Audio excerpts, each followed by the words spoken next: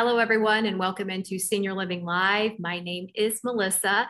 We are so glad you could join us for this webinar today called Staying Active and Engaged as You Age. Of course, we all want to do that. We have two people who are very knowledgeable about this topic. Sarah Kyle and Kelly Strandberg will team up for this webinar today, and both will be available to answer your questions at the end of their presentation. Now, to be a part of the conversation, it's pretty easy. You can scroll down to the bottom of your screen where it says Q&A. You can type your questions out there at any point in time during the webinar, and I will be happy to read those to both Kelly and Sarah at the end of the webinar. Ladies, it is wonderful to see you today. Thank you so much for joining us. Take it away.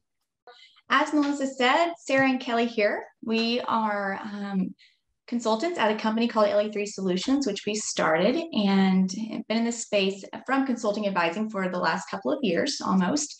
But before that, spent quite some time in all things senior living. So excited to be here today just to share some of that knowledge. And when Kelly and I talk about knowledge, so much of what we've learned and what we know is simply from listening to older adults. And so thank you first for being able to impart that to us so we can then move forward with that. So a little bit about who are we? I gave you a snippet right there, but I'll start. I'm Sarah, clearly the one in the blue on your left. But as mentioned, in this space for 13 or so years and love the idea of engagement, and not just engagement for the sake of as we age, but I think engagement starts in the beginning of life and how we go through life. Being engaged is just a different opportunity, and it's a different way of living. So a little bit about my background from an educational standpoint, and Kelly is quite similar, but all things exercise science, kinesiology. So what that really is just muscles, movement, and how we exercise throughout life. Took that approach into senior living, and that was my entry, that this idea that mobility is what matters most. But as you learn mobility, you tack many things onto that in terms of whole being wellness or holistic wellness. So a little bit about me. I am from Orlando. I live in Orlando now, originally from Texas, but have spent time with some larger companies and then also just some smaller ones as well. So thank you. Excited to be here. And Kelly, take it away. Good morning and good afternoon, everyone, depending on where you're located. My name is Kelly Strandberg, and I am principal at LE3 Solutions alongside Sarah. Like Sarah said, we have very similar educational backgrounds and also professional career paths through senior living. I have a master's in exercise science, I'm a certified exercise physiologist, but I've also, once I entered senior living, took probably more courses and credentials than one should. So I'm one of those annoying individuals with lots of letters after my name. But Sarah and I are so excited to be here today and share with you. And I think Sarah makes a wonderful point that one of the most significant reasons why we are here today is because of residents we've interacted with over the years and the lessons that they have imparted to us, just their own life stories and what daily life is like in the community and what they desire has really helped shape and mold how we became LE3 Solutions. And so we're super excited to have this conversation today. And we look forward to your questions more than anything, really. We really just kind of want to talk about the state of the senior living industry today.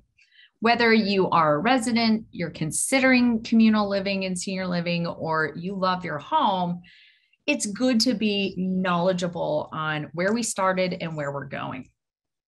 And so when we think back to how senior living started 40, 50 plus years ago, it really was based from a need for care.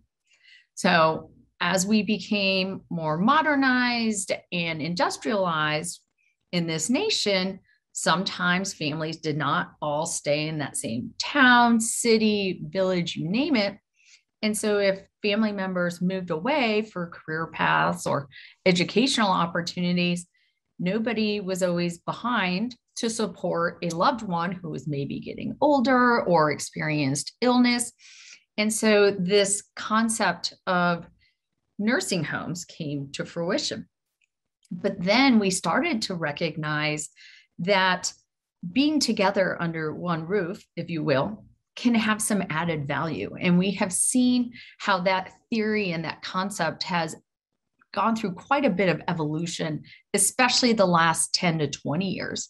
And so there might be a lot of stereotypes and stigmas that come to our minds when we think about nursing homes, even retirement communities. But we're here to tell you they have pivoted significantly. And a lot of that is because of you, people who are listening to this call today. Whether you reside in communal living of some form or you do not, you as the customer has really helped shape where we are today and where we still need to go in the future. And though care is still a primary driver, it's not the only driver. And we're starting to see how that shift in the desire from the consumer or the customer is changing everything that we offer under these kind of one-stop shop senior living communities, if you will. The amenities are what has really changed the most over the last decade. 20 years ago, it was rare to find a community that maybe had a robust fitness facility and pool.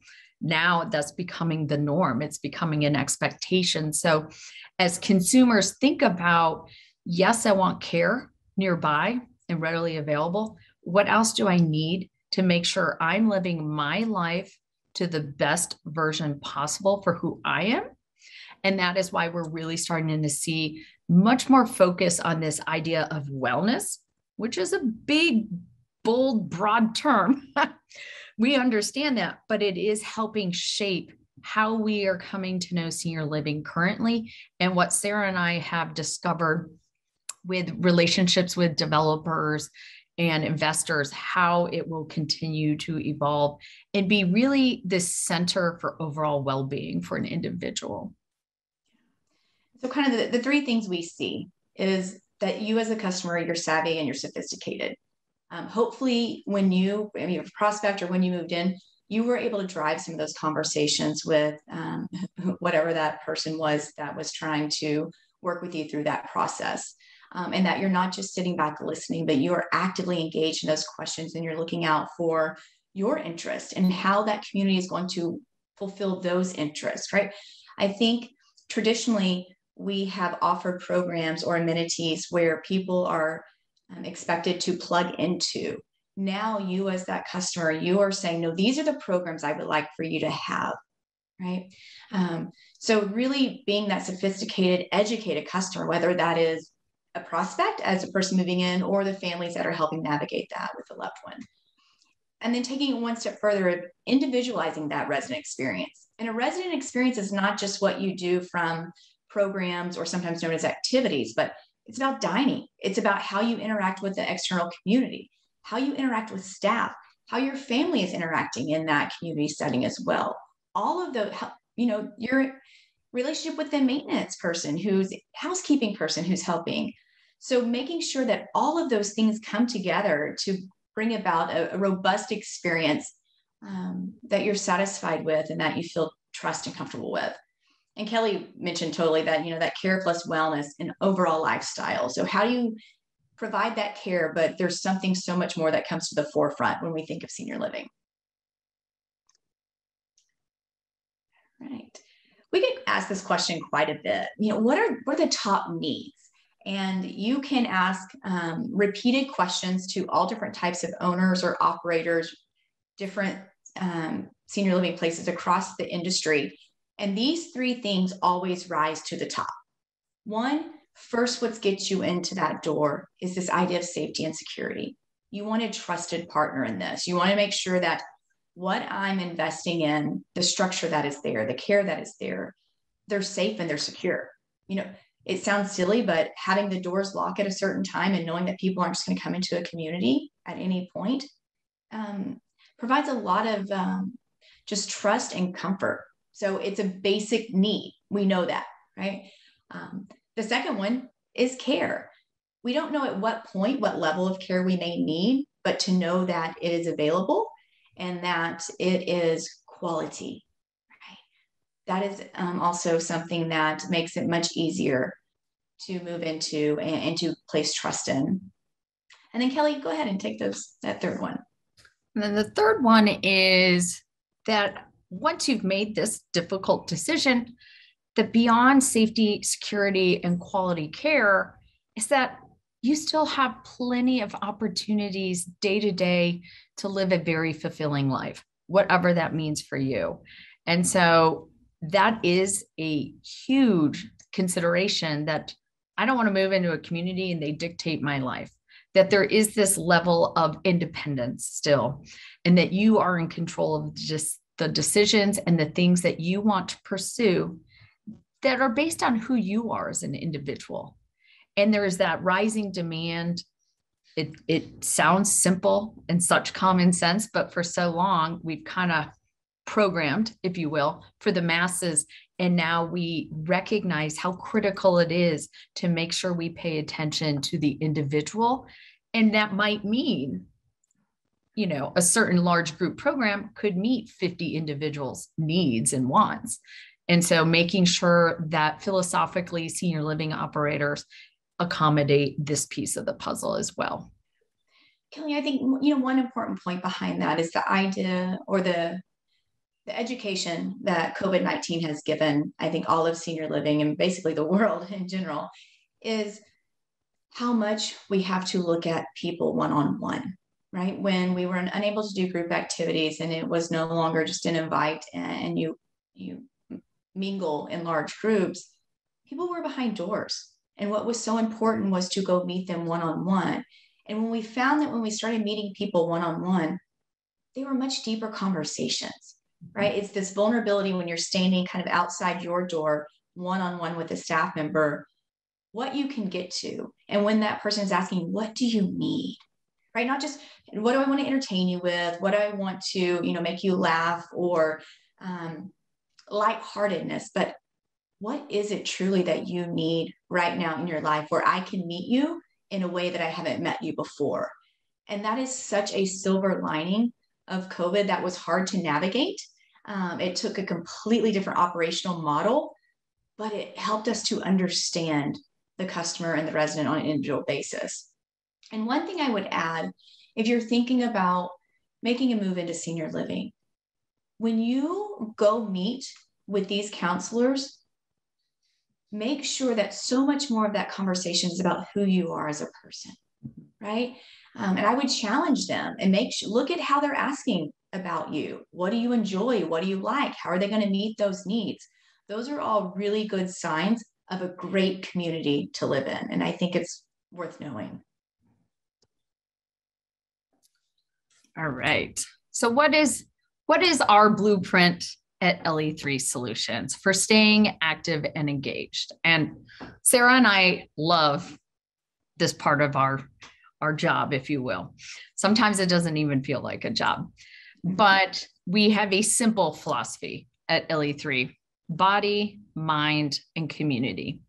The three are intertwined, and they do build upon one another into that greater idea of community. So let's talk about body. What do we do for ourselves physically? And probably some of you out in the audience are like, oh, is she going to talk about exercise? It is our background. We're a little biased and passionate about it. But when Sarah and I think about our physical well-being, it really is the foundation for everything else that makes up who we are. And you might say, how can that be? I don't understand. Well, when you think about things you're passionate about, so maybe a church that you are a member of, or a volunteer group you're part of, or maybe you have a ladies' night out with friends every Wednesday, all of those things become much more difficult if we are not physically able and to a point of physical well-being. And so we want to make sure there is a foundation of physical health and well-being. We need to be able to rise from a seated position, and we need to be able to walk a certain distance.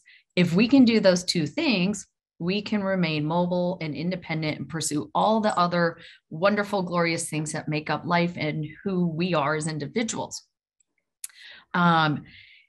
So one of the things I would challenge you with today after this call is, can you stand up and down from a seated position 10 times in a row? Can you do it confidently? Can you do it safely? If not, there could be some opportunity to work on our leg strength. And believe it or not, standing up and sitting back down is one of the best things we can do for our body. Walking, even if you don't feel comfortable or safe, walking nearby wherever you reside, even just walking back and forth in a hallway in your house, might not be super exciting, but it's still getting that movement. Walking is still one of the best things for us. There have been a couple unique solutions that have come to the space after this last 18 months of being in the pandemic. There is an organization called Vivo, and they can be found at teamvivo.com. And so they've started a online fitness offering. So there are plenty of solutions out there where there is a library of on-demand fitness classes. You can find those. You can go to YouTube and type in, strength exercise, and you're going to get a litany of options. What's really unique about Vivo is the ability to personalize the exercise programming for who you are. And there's a whole assessment process. It's through a partnership with Duke University. They can conduct this assessment for you via Zoom, just like we're on here today. And then you can be entered into an exercise program based on your availability. The really cool thing is that you're only with a handful of other people. The trainer knows you. And so it's kind of this concept of small group personal training, but the connection and the camaraderie. And I have to be frank, the banter. I mean, Sarah and I both taken these classes with this group. We just laugh our butts off. And before you know it, the 45 minutes has flown by. You're sweating, you're laughing, you did something good for your body. And so it's a really cool opportunity and solution that we have come across very recently. If mobility is a concern, another really cool solution that we discovered just in the last 6 weeks is called the Motivo, Motivo.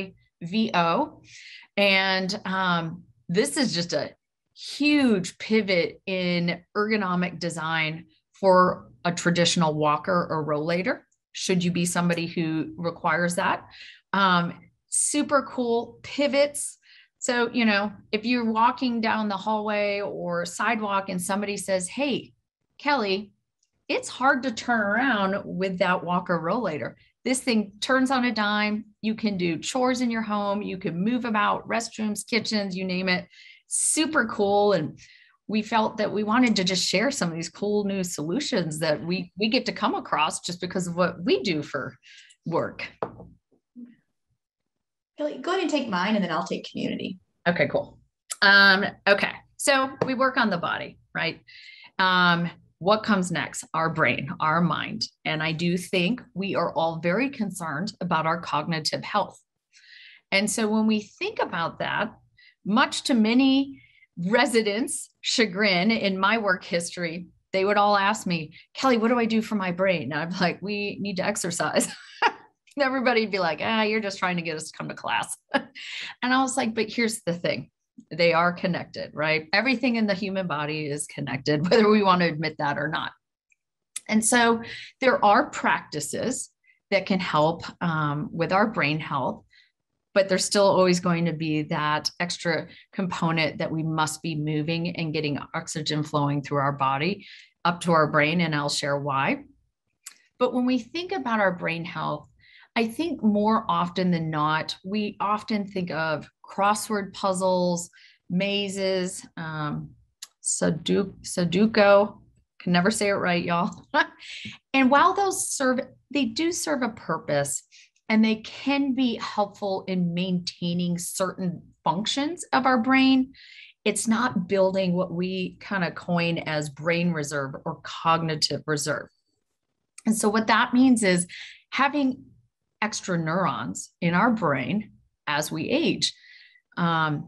Decades and decades ago, it was believed that if we killed off brain cells through, poor life decisions. That was it. But we've actually found that not to be true through science. And you can continue to build new neurons regardless of your age. Well, how do we do that? We need to continuously learn and apply new things. So, for example, learning a new language. You can't just go to class, learn it, hear it. You need to actually start to practice it. By doing that, we are building new neurons in our brain. Where does that darn exercise piece come into this? When we have more oxygen flowing to the brain, we release a chemical called brain-derived neurotrophic factor, or BDNF for short. Between learning new things and that being released in our brain, we can build up a reserve of neurons. And so I think that's something that doesn't get highlighted enough in the media and in resources, how critical continuing to learn, having just this curiosity or this curious nature, how critical that can actually be for our overall well-being. Mindfulness practices. So managing that stress, I would say we've all been stressed the last 18 months. Most of us probably were prior to that, but we have this other layer of stress that's been added from COVID-19 and the pandemic. So how can we manage that and make sure some of those disruptive hormones that get released when we're stressed don't cause catastrophic events for us? Just centered, quiet breathing. And everybody questions mindfulness and meditation. And I can't do it and I can't stand the quiet. Totally agree. It's hard. Here's the glorious thing. It doesn't have to be quiet. You don't have to completely turn off your mind. And I think there's been that misconception for so long around mindfulness practices and meditation practices that it can be pure chaos around you, but you just need to focus on your breath for even just 2 minutes a day. You don't even have to close your eyes. It's a lot simpler than we have been led to believe. Another simple mindfulness practice is gratitude journaling on a daily basis or whenever you can. Find a notebook. I told Sarah earlier, here's my gratitude journal on my desk. Do I fill it in every day? No. But when I see it, I'm like, oh. And all I do is write down 5 things every day that I'm grateful for. And there's an exorbitant amount of research in how that actually rewires our brain and shifts our outlook. And outlook is critical when we think about how well are we aging day to day. So those are just a couple simple things to keep in mind when it comes to the mind. I didn't mean to say that word twice, so close. No, I love it. And I love listening to Kelly talk of just this steeped in research information that is so practical and the application behind it, right? So those small nuggets that you can take away. So where does community come into play? I think there's things we can do, practice from a mind and a body component, but it's just better with community. It's easier. There's a sense of motivation there. And community it's not just about friends, right? That's where we start, that inner circle. Do you have those 3 to 5 people that you have close relationships with that you can call for support, right? That is imperative. And it doesn't have to be family, but just that list of 5 people that you can call on anytime and know they are there for you. It gives so much assurance and affirmation of what you're doing. But then it's layers outside of that, right? So then you start to build community. And the more that we build community, the more that we're supported. And we build it in different ways. And in the same way you think about, financially being diversified, I would communally be diversified, because you don't know at what point you may lose one component of that community. And so you don't want to put everything in that one person. I think, Kelly, we've seen this so much in the senior living space is we gravitate towards 1 to 2 people. And if that person moves or something happens, it's like you're starting over again. And so when you think of community, think of it as an extension of your interest, right? And you don't have to be best friends with those people that are community, but how is that community also teaching you new things?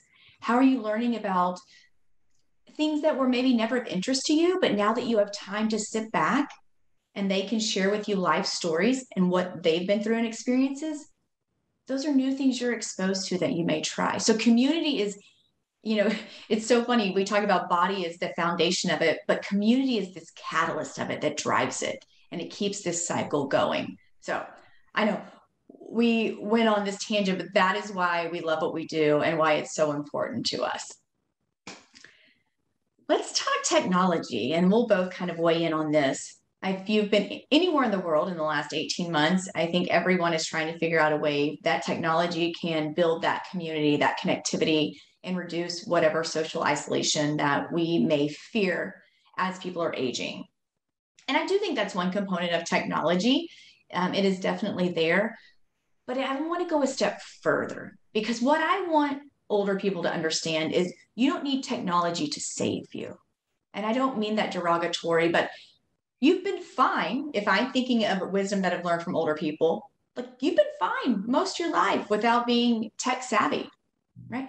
Are there things that you need to do to remain, I would say, just a relative from, I think about menus. If you went out to eat this last year, COVID was gone. I mean, COVID was there. Everything was a QR reader.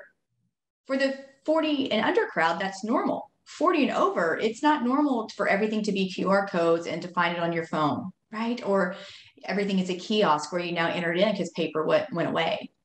And so there is this idea to stay relative with technology, but I love the idea of how technology fuels independence. And what I've learned from older people is that they want to remain as independent as possible and what that looks like. Kelly, what are those ways that you see technology, I think, fueling independence for older adults? There's a bunch, but I think about just, okay, I've never, prior to the pandemic, I had never ordered groceries to my home. Like, what? I don't want somebody else picking out my cucumbers and my tomatoes.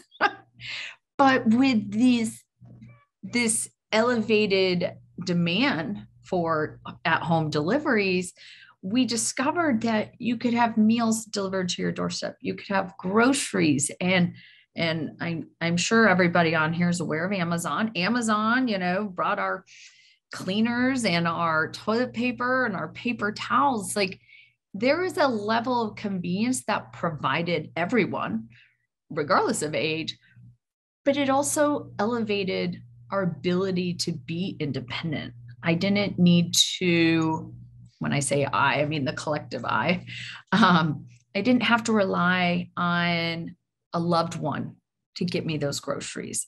That now through technology and smartphones and tablets, I could get the things I needed at home.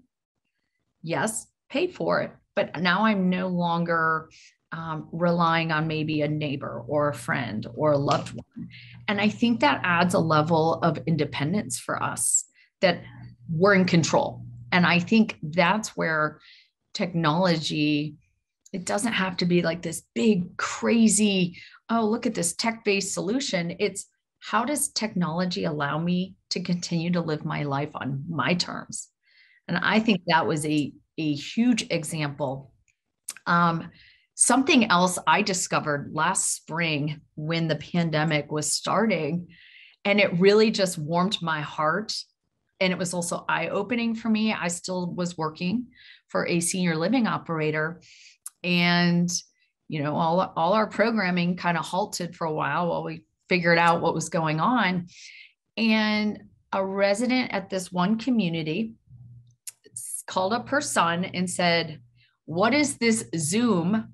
I need to learn everything about it because I refuse for my community to give up the daily or the morning coffee gathering and our daily happy hour gathering."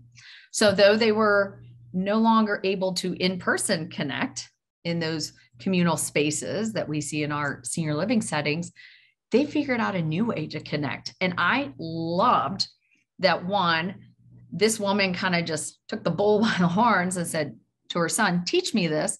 And then she called many of her neighbors and peers and friends in her community, taught them how to do it. And within 2 weeks, they had 50 people attending these happy hours and morning coffees from their home and able to still be together and connect. I'm sure it was chaotic at times, but what it also taught me as an operator in senior living is, one, shame on me that I was so shocked by this. I shouldn't have been, because I think we do see resilience, especially as we grow older. But it also taught me people can learn things if the right desire is there. Mm-hmm. And we shouldn't overlook that. We should never make assumptions anymore based on age and technology. That I do believe that with the right exposure, the right awareness and education, many of us can embrace many of these tech-based solutions that have risen to the surface in the last year. You know, and I think there's the fine line, as Kelly and I are talking about, like, don't give up something where mobility decreases or you're not moving about or you're not connecting with the external community. And so finding that balance where technology still affords you that community in a sense. And it, you know, if shopping has always been your thing and going to the bank and talking to that teller or going to the checkout stand and you've had that relationship for 20 years, keep that. That's not the technology you need, right? Finding that technology. I mean, if you don't know about Google Arts and Entertainment, or it is a collection of thousands and thousands. If you like anything art history, please just go Google Arts and History, and you will have content and live viewings and education and museums, you name it, for actually years, not even days. And so find where technology doesn't reduce how you can be active and engaged, but how does it augment? How does it add to it, right? I just think about maybe opportunities you've had with grandkids and great grandkids that before it was just on the phone and you didn't see the face. I don't know how many times I saw parents streaming ball games or recitals to grandparents, that because it was this newfound technology that we were meeting in the middle now because usage was on both sides. So I do think there's this interesting way to look at tech. And again, it's always morphing. It's always changing and evolving. And so look at those ways and ask people around you. If there's something you want to learn, ask to be taught, right? And when you learn that, help teach others. That's how we grow and that's how we feel this opportunity that tech isn't, it's not scary. And it doesn't, you don't have to get it on the first try. It may take you 15 or 20 tries, but just keep practicing it, right? It will build new neurons. It will. I was just thinking that.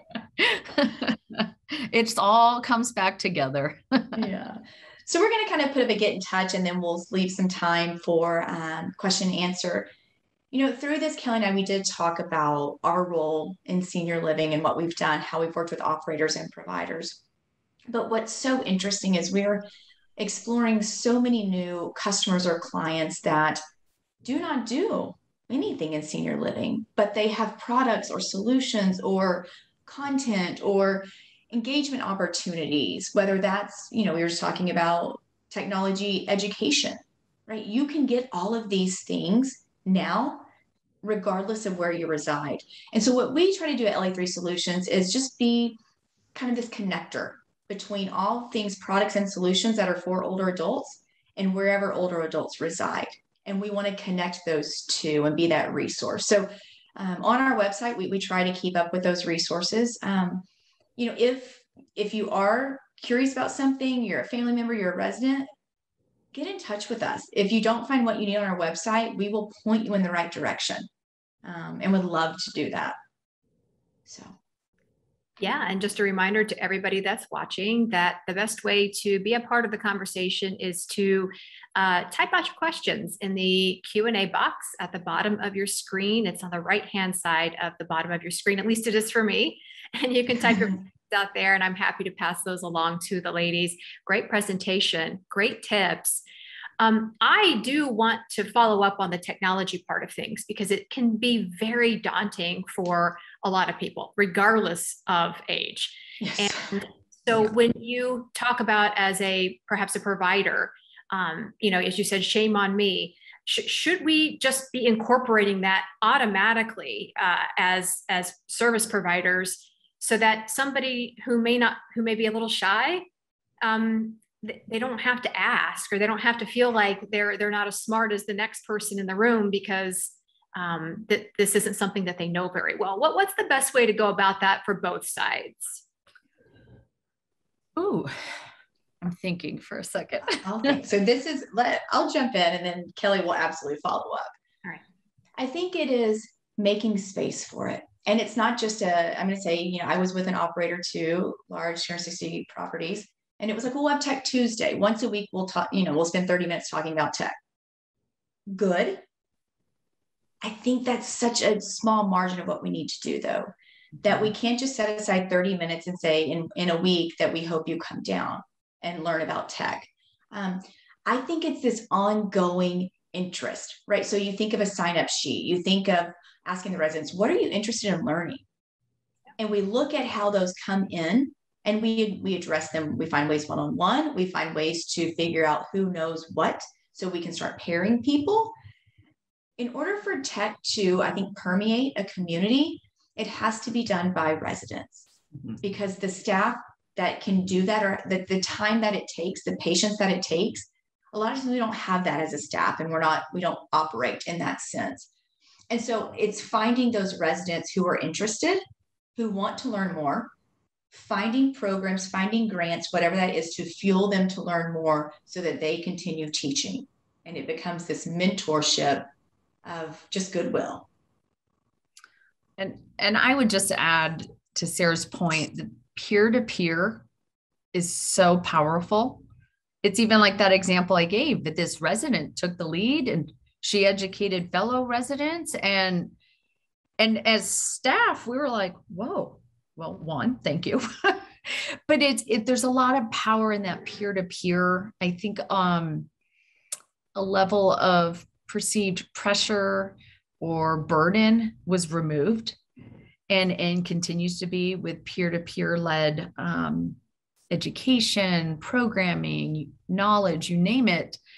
There's something about this peer-to-peer that adds so much value in these communal settings. And so I think, if somebody is comfortable and is willing to sit down one-on-one with their friends and neighbors and show them how to take a picture and send it in a text.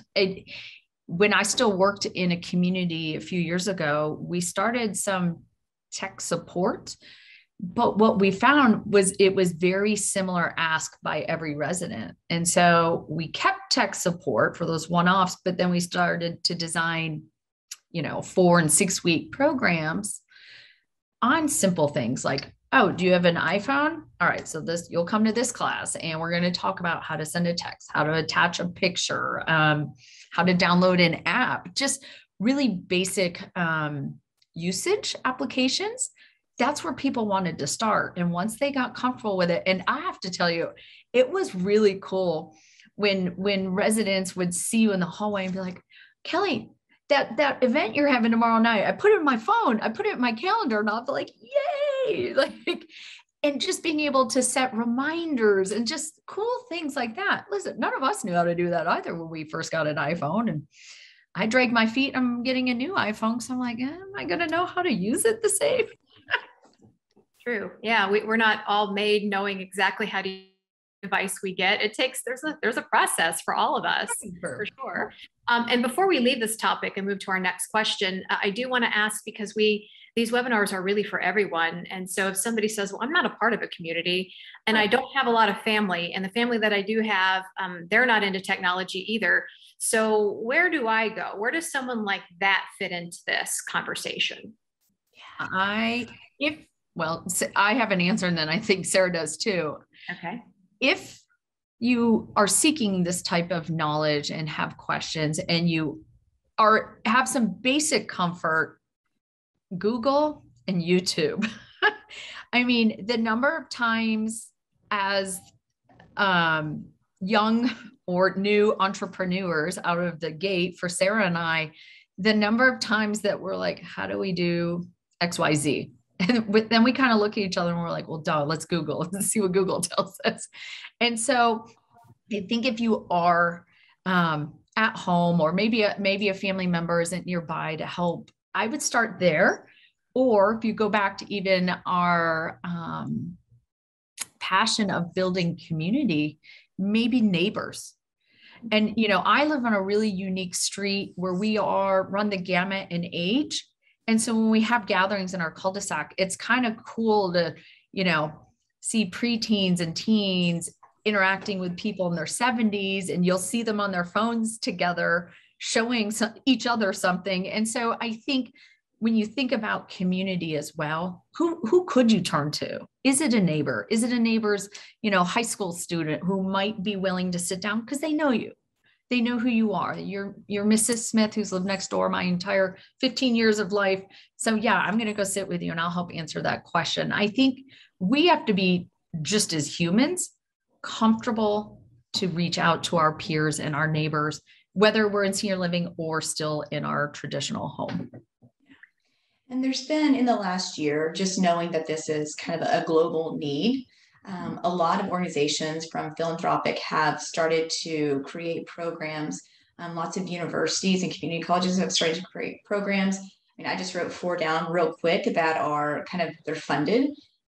They're free of charge, but there's one, the OATS, Older Adults Technology Center, through AARP. Good information there. Like to Kelly's point, or easy webinars, tutorials that you can get to. There is an organization called Tech for Tomorrow that is grant funded, where they just look to connect older adults. There's a Tech for Seniors, where it is older adults teaching each other. But again, so if you start researching, and I would just, again, Google free technology resources for older adults, you will see a litany of lists that you can start to plug into and then look kind of, even local churches have got onto this, local YMCA, anyone who has an older adult in their, I would say, active list of whatever it is they offer, have had to figure out a way to do this in the last year in terms of communicating, and they see it as that need and they're supporting it. Good. Excellent.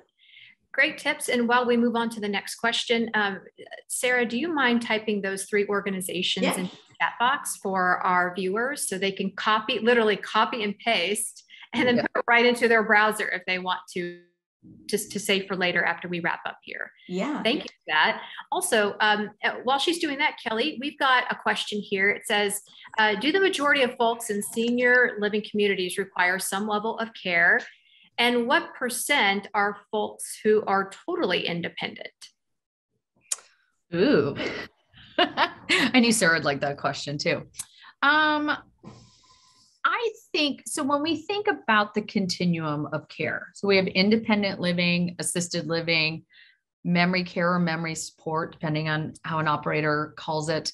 And then we have our skilled nursing for both short-term stays and long-term stays. As you move through that continuum, there is a reason that you need a little more support with activities of daily living. So medication, maybe bathing, getting dressed. And that is where you start to see those needs in assisted living. And then so forth, as you move through that continuum, there's more clinical support needed. And so in those higher acuity levels, assisted living, skilled nursing, memory care, yes, everybody, nobody would be living in those unless they needed this. In independent living, which I understand the word independent can be a misnomer at times. I wouldn't say everybody has care needs, but I think there's a level of awareness of, I might need it soon.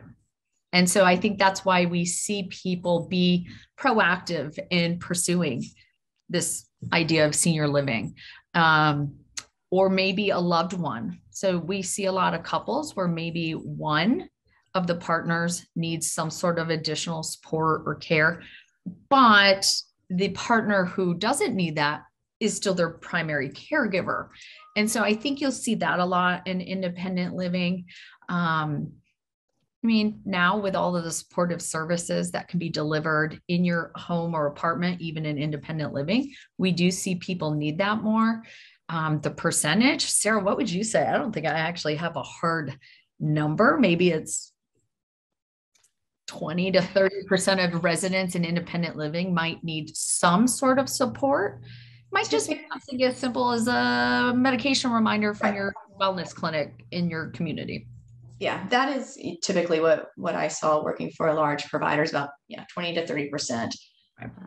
And it does range, and it doesn't mean a lot of people, it doesn't mean that you can't go into independent living because you need that med reminder or you need some type of additional housekeeping or just what we saw more than anything was it was companionship care, right? And it's not a bad thing, right? If you just need an extra service, then you can get that. And most of those independent living organizations will have something internally to help you out. Yeah, and from somebody who, I don't have the level of knowledge you ladies have, but just somebody who's been inside of several independent communities and has talked to people who live in them. I mean, you have a wide range of people who jog every day, several miles, and they go out and play golf, and they have no needs beyond just wanting to be somewhere where they don't have to pay for the mortgage, they don't have to pay for the upkeep of a home, they have all their meals provided, they can go to the putt-putt course on the community site, they can go swimming, they can do all these things, but they just don't have to worry about the upkeep of a large home. Right. And then you see some people, like you said, who just need a little bit of care. And we have some ladies, we have what we call the Golden Girls at a community that Arbor has in New Jersey. They're 98, two of them are 99, and one of them is, I think, 105. And that's an independent living community. And they need just a little bit of help. But boy, we need a little bit of what they've got going on because they are doing fantastic. So it really is hard to put a percentage on that. And I knew that would be tough. But you guys, I think, did a great job with that answer. And then the follow-up to that question was, how do you, LE3 Solutions, get paid? I love it. It's a great question. Like, what are you doing here? So we have the opportunity to work with, when we were saying, both those solutions and what we call problem solvers. And we do strategic consulting with some of those solutions around things resident engagement or family engagement. How can they create better products or solutions based upon our knowledge of senior living? And so that we help design with them or strategically advise. So that's one way. And then we also work with different senior living organizations who may not have, like the Arbor Company, may not have corporate resources around all things engagement. And we'll help to work with them, put a plan in place. Simple stuff of the same things you're asking here, like what technology should we use? How do we find these things? And so taking, again, that knowledge to be a resource. What I did put up that I think will be easier as I was going through some of those links is I have an interactive, it's called a market map. And what I realized is I told you those 4, there's about 10 or 15 others in there. So I'm going to, if it's okay, can I share my screen real quick? Sure. Go back to it. So this is on our website, and this will be a good way too of how we get paid. I think I love the transparency. There is this idea that everyone has a product for senior living, right? Well, we know that there's tons of things in senior living that you could offer to residents, but at some point we have to pay for them. Or the resident has to pay for them. And so the one I'm looking at down here is this accessibility and tech training. And each of these, if you go to this link, it's a live link. So if I go and I click on, Papa's are really good, but this is called Senior Tech Club, Can Do. This is the AARP. Some of these are paid, but some of them are not. The Cyber Seniors, Senior Planet was, again, that Oates with Covia has a program called Well Connected. It's all phone-based activities. It's funded by, so this Senior Savvy, that's okay, but Self-Help, it's a virtual senior center out of New York City. You can take classes anytime, you can teach classes.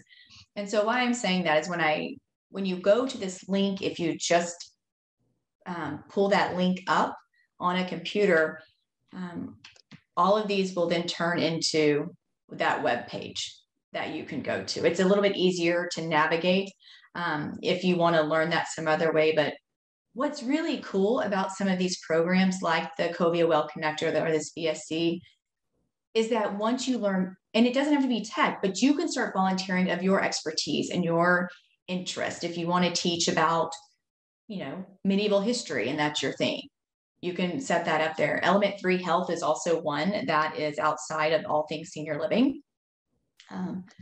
So just kind of a few things in that, and this is if you're looking for anything, you can kind of come in here and look at it. And this is something we keep up on. So that may be a little bit easier to navigate. And if you want that in a different format where I can send it directly to you, we can do that, or if there's certain ones that you would like from there. Okay, well, we hope that that answers your questions, that answers both of your questions for our viewer who wrote both of those for us. We do have one more, and we've got about 8 minutes before we hit the top of the hour. So if you have another question you'd like to ask the ladies, this is a good time to get that in. As we look at this question here, I will be moving away from my home/community to independent living closer to my son and his family within the year. I am apprehensive about being in a community of only seniors. Also, that no friends will be near me. I am an active 77-year-old woman. Thank you for many tips which you have given. Olga, I'm so excited for you. I think that it's a little scary, but I'm going to let these ladies answer this, and you'll find out why I'm excited for you. Go ahead, guys. So I'm going to ask my first question. Olga, do you still drive? So while we wait for her to answer that question, go ahead, guys.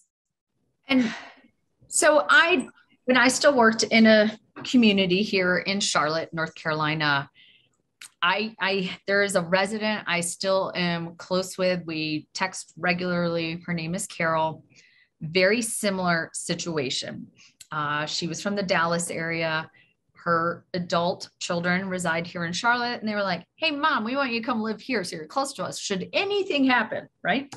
And so she said, "Okay, I can be close to you all. I can be close to the grandchildren. I'm game." And she moved in, and she did not know anybody.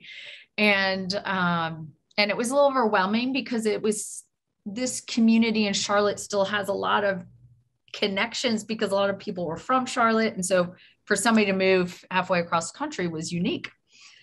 And I remember talking to her first week. She immediately got involved in our fitness program, and she just started asking me questions and what certain groups were like. And I think if you have that level of curiosity, that you're going to find your people, if you will. I think the other thing is that in these type of senior living settings, the residents who already live there, they know how hard it is to make this decision. They know especially how hard it is if you're walking in and you're not from that area. They are going to embrace you. And for me, I've worked with so many communities over the years. I've seen it again and again and again, that when new people move in, that community comes around you. And it's not a program thing. It's not, yes, there's usually resident ambassadors or volunteers to do some outreach, but residents are excited when new people move in. They want to know you. And so I think that helps alleviate some of the, I'm new, where am I going to sit at, dinner, and how do I get to the pool, and all of these things. The residents who are there and have been there a while will embrace you. That's my experience. And I think it's really cool to see. Yeah. The reason I asked if you drove or you drive is there's this idea that, okay, I need to drive here and park my car, and then I'm just in this space. What I would challenge you is these four walls are just sometimes where maybe you eat and you sleep, and the world is still out there, right? And you plug in and you say, what are community things that I want to do in this community? How do I get involved in things outside these doors and these walls? From there, how do I take some of my talents? Maybe I look at that calendar and I say, you know what, there's not something that is of interest to me. Like, why are you not offering this, right? Is there something from that active standpoint that you're passionate about that you can find others that are passionate about and start to build groups? And Kelly said it best, I would say, go in and don't change a single thing about yourself. Don't feel like you have to, reduce your activity or apologize for being vibrant and active, because what will happen is you will attract people towards you, right? You will inspire people. So I give you that encouragement because we've seen it happen over and over again. So yeah, and that's why I say I'm so excited for you, Olga. It's almost like an adventure, especially if you look at it from that mindset. It's going to be all new, and it's going to be exciting, and you're going to meet a lot of new people, and you can pick and choose who you want to be your people when you go there, and the activities will be there. You will be welcomed, and it will be very organic. And I think what these ladies say are absolutely everything that I have seen too. And the cool thing is that you will be near your family, so that anytime it gets a little difficult or a little hard, making that transition, you'll have your family there to rely on. So I'm, like I said, very excited for you with this journey. And she says, that is reassuring to know. So great job, guys. We've got a final question here that has come in here as we slide into home plate. Daniel asks, I would be totally independent at this time. He's 75 and my wife is 76, but needs to use a cane or walker to get around. Well, that shouldn't be a problem. I help her with getting in and out of the tub for her shower and getting her meds. She's not able to cook meals or help with the cleaning. However, she is the one who is resisting getting into senior living. She worked for many years as a nurse in nursing homes and mostly in the Alzheimer's unit. Any ideas on how I can get her to move on? And ladies, I would really ask, when people think of nursing homes, especially something from 20 years ago, 30 years ago, that is a mental image in their mind that can be very difficult to shake. How different is senior living today as opposed to 20 years ago? Well, you start with that nursing home, and I can imagine, well, I can't imagine, you can start to empathize a little bit of being in that Alzheimer's skilled setting 30 years ago. Thank goodness we have learned so much, and regulations do not allow for how we used to think to care for people, right? So it has transcended. There's so much education. And there's so much compassion, right, in this space. And so kind of taking what you thought that was and what you experienced, it's so different now. But what I see in this is independent living. Right? Like, this is a nursing home. This is your wife needs a little bit of help, and cooking and cleaning, they have, twice a week housekeeping, and most, they have 3 meals a day. They have snacks. They have open dining, bistros. If she wants to eat in the room, there's places that can accommodate that. Maybe I only want to go down for dinner at night and we hang out for breakfast and lunch.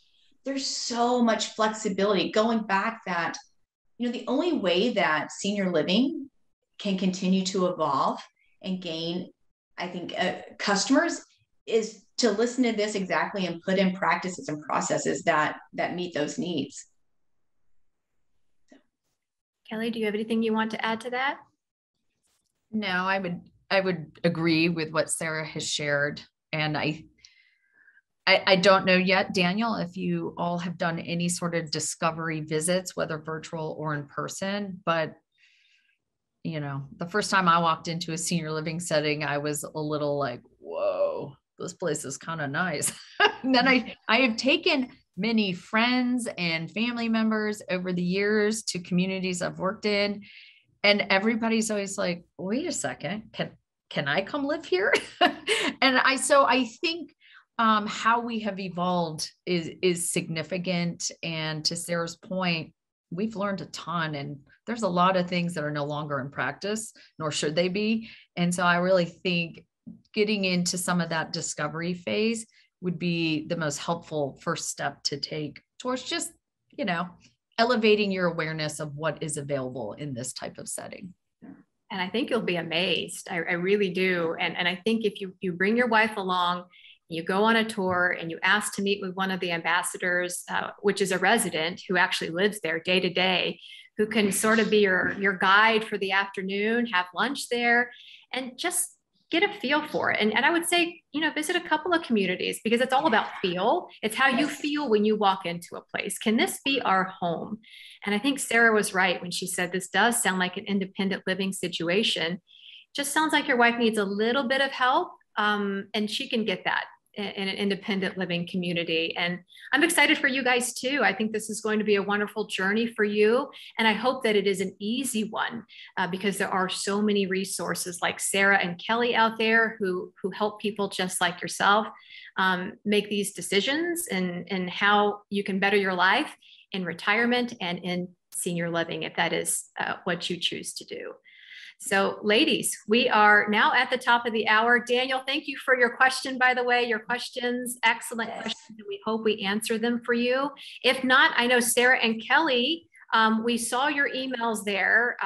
Let's go ahead and see those one more time in case somebody wants to contact you after we are finished here today. Is there anything else that you feel our viewers should know before we wrap up? I am a big believer in our outlook on aging, and whether we are 18 and coming out of high school or 88 going into, the last phase of life, how we perceive that is so critical, and how well we live day in and day out.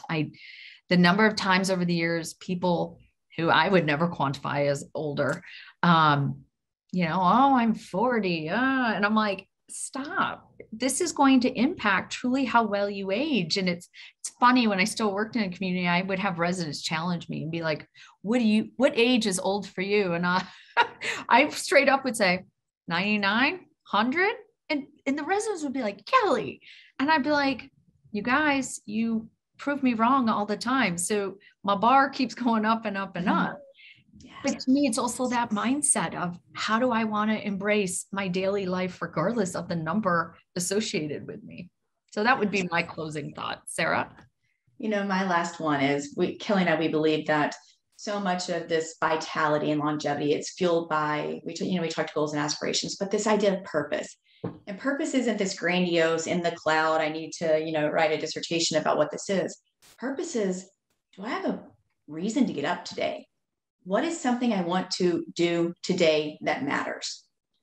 And that's where you start to look internally. And if you don't have that, no matter what age you're at, life is less fulfilling. But you can find that at any age, and you can use whatever skill sets and strengths you have, even if mobility is in question. And so our big thing is just, do you have something you're looking forward to that you want to do today or tomorrow? And asking yourself that question every day. So, great way to put a ribbon on this one, ladies. We thank you so much for being with us, for the great tips, and for sharing your knowledge with us today. Oh, thank you. Thank you for letting us be here. So enjoyable. Absolutely. And for our viewers, we appreciate you sharing your time with us and for being a part of the conversation. Just to let you know, this webinar will be available tomorrow. You will receive a link in your email that you could share with your family and your friends. And of course, if you like this content, you can head on over to www.seniorlivinglive.com.